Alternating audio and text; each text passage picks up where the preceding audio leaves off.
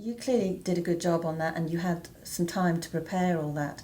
I think if we go back now to the founders, to those people starting out on this and have never done it before, I would say, what you've done is amazing, but don't feel you've got to follow what Vicky's done. Right. So between us, we've done 15 companies, and this is the first time we've tried it like this, which is a really good point. What should, is there a way to approach interviewing and selecting and making that first choice when maybe you haven't hired anybody ever before, you haven't managed anybody ever before? Yes, there's lots of tips. And when you're bringing somebody in for the first time, let's just go back to that interview. Keep it really simple. If you've never interviewed before, get some friends in, get some pals in who've done it before and can help you and advise you, and have a list of questions that you desperately want to ask. But make sure, if you want to hire for values, you may decide that's not the most important thing you want to do, but if you do, go online. Lots of tips there, but keep it simple. Don't plan on more than half an hour, but allow those questions at the end, because what you really want to do is make them relax. And if you scare them by throwing them all these horrendous competency questions, you're not going to get the best out of them. You certainly won't get to know them. If someone has jitters all the way through the meeting, so you might think, actually, well, look, I just want to do this very quietly, then just go into a quiet room and have a nice little chat with them. Don't make a big thing. You're not looking for a brain surgeon here. You're looking for someone who will work with you and support you and take a lot of the pressure off you. So keep it very simple at this early stage.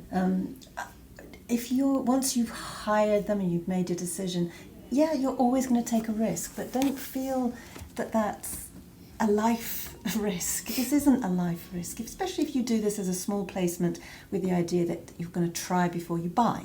So you say to the graduate or your junior employee, okay, here's a 4 months trial, and let's chat every month to see how you're doing. And that de-risks it for both sides, because again, this isn't all about you. No. It's about them, and it needs to be the right choice for them. And I've hired great people who should never be anywhere near a startup. The uncertainty, the insecurity makes them unhappy. And they only know it when they try it. And that's a good point, because you're bound to make mistakes. I've made mistakes too. Oh my, apocalyptic. We all learn from our mistakes, And maybe you don't. Maybe you make it 2 or 3 times.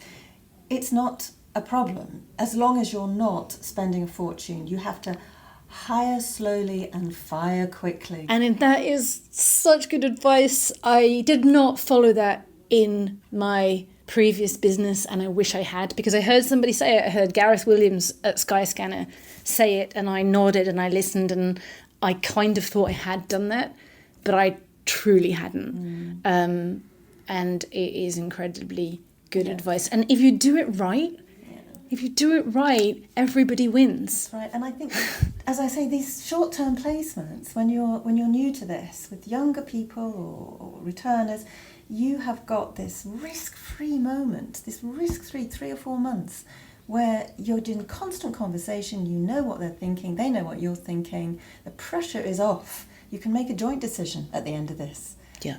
But what you need to do is keep that communication going. Not just about the job, but about everything, because you want to know when they're going off for interviews, and you want to make sure that they understand that if they are going to get another job, that it starts after your project has finished. Yes. So by having that bond and that open transparency with them, they're going to stay in touch with you and keep you up to date, and that is precious and takes away the risk again. Because if they do want to move on, at least you've got time to have a look for somebody else, or come back to the organisation that helped you and start again, if that's what it takes.